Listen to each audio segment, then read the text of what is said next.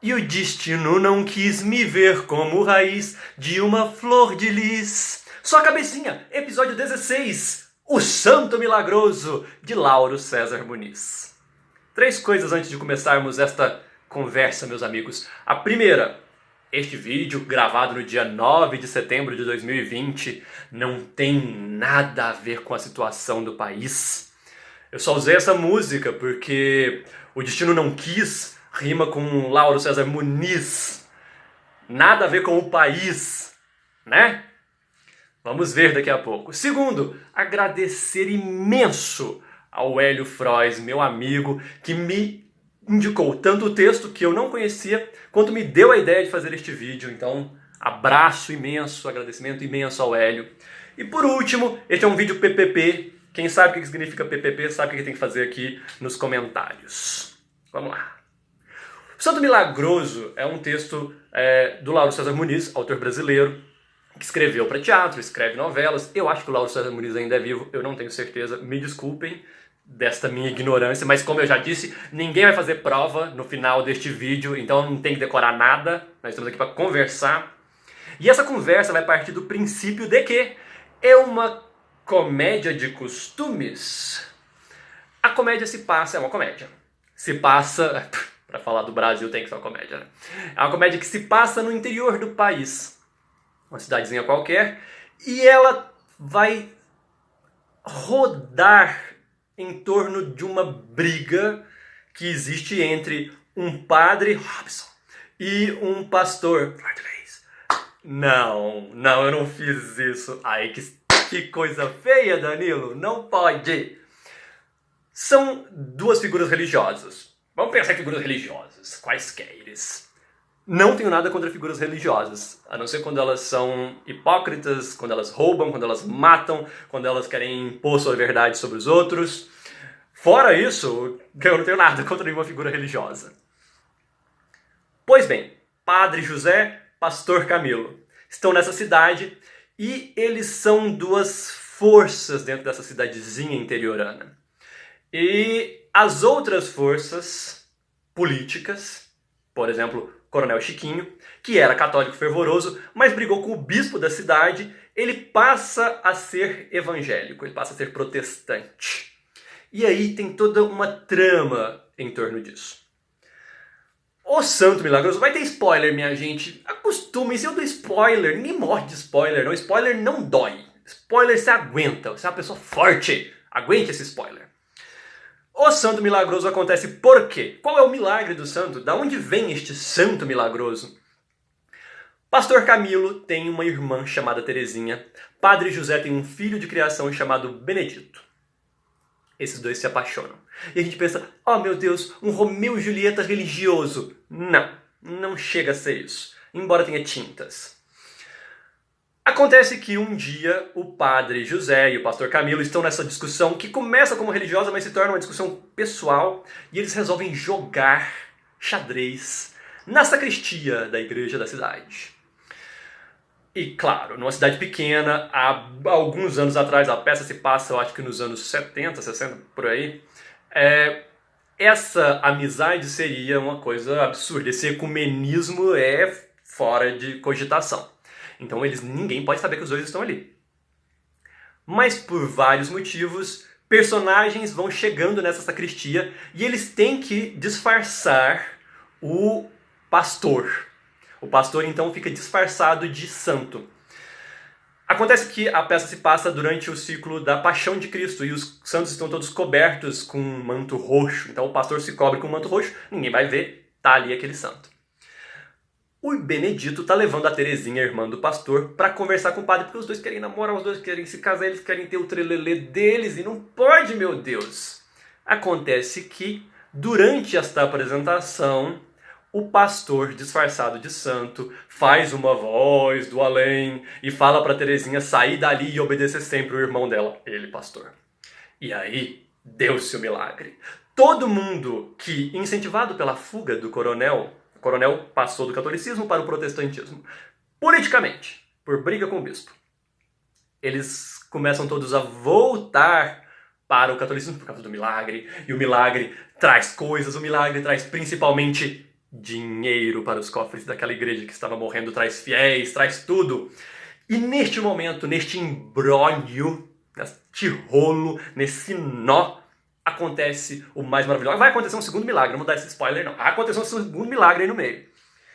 E vira um boom, chega bispo, chega jornalista, tem mascate, tem farra na igreja. De uma hora para outra a cidade explode de loucura por causa desse milagre do santo que fala, São Francisco de Assis falante. E, meu Deus, aquilo vira um rolo e você não sabe o que está acontecendo. Meu Deus, como é que eles vão sair dessa coisa? Não tem uma imagem de São Francisco, porque era o pastor, minha gente. Como é que eles vão explicar isso? No meio dessa história, nesse meio, o padre resolve que eles devem manter essa farsa. Porque aquilo está ajudando. É fé. A fé vem com eles. E o pastor renega, o pastor não quer, o pastor vira, né? Por um momento nós temos uma inversão de uma certa moral comum dentro da história brasileira, porque na moral comum da história brasileira nós temos a ideia do pastor corrupto.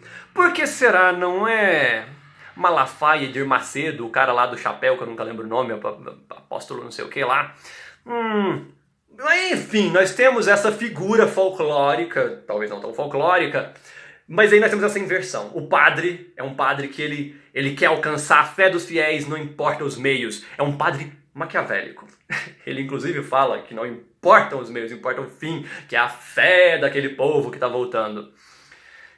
Há uma discussão, há um rolo, mais um imbróglio, segundo milagre, e aí há mais uma inversão.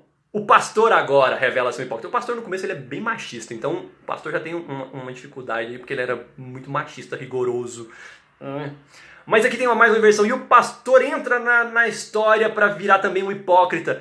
E aí nós temos duas visões muito bonitas da hipocrisia religiosa, dos religiosos que estão ali não pela verdadeira fé, não pela sua crença em Deus, mas por outros motivos. Sejam eles disputas de poder, disputas por dinheiro, ambição, sonhos pessoais, tudo isso nós temos nessa peça.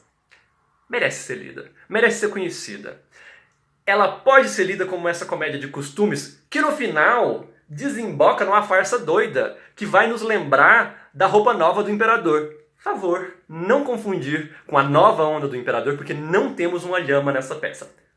Inclusive, se vocês forem montar e quiserem me chamar, eu amaria que tivesse uma lhama nessa peça. Não teria sentido nenhum, mas seria lindo ter uma lhama nessa peça. Só pra gente fazer essa piada da nova onda do imperador com a nova roupa do imperador. Tem essa farsa nesse final. Pega essa farsa. Essa coisa de que só os puros de coração veem. Tá aí, sabe? Pastor e padre unidos, mancomunados pela hipocrisia. É a cara do Brasil. Quando você pensa bem em padres Robsons, pastoras Flores de Lis, médiuns Joãos de Deus e outras figuras que nós temos aqui neste país, é a nossa cara. Que inimigos morais e políticos se unam meramente por ambição. Não é. Eu quero deixar aqui bem claro. A ambição deles não é uma ambição monetária.